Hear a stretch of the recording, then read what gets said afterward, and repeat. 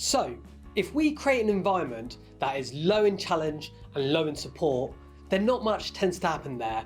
Students tend to stagnate. If we create an environment that's high in challenge but low in support, then maybe short term that high expectation can improve performance, but long term it's unsustainable, it's relentless, and eventually leads to burnout and stress.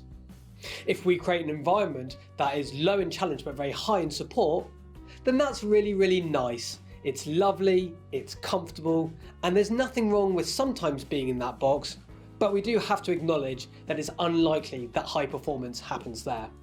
Whereas if we create an environment that's high in challenge and high in support, that's the sort of environment where resilience can flourish. So let's take a moment to reflect. Where would you place yourself on this 2x2 matrix? How high do you set the bar for each and every student in terms of challenging work? And how supportive is your classroom environment?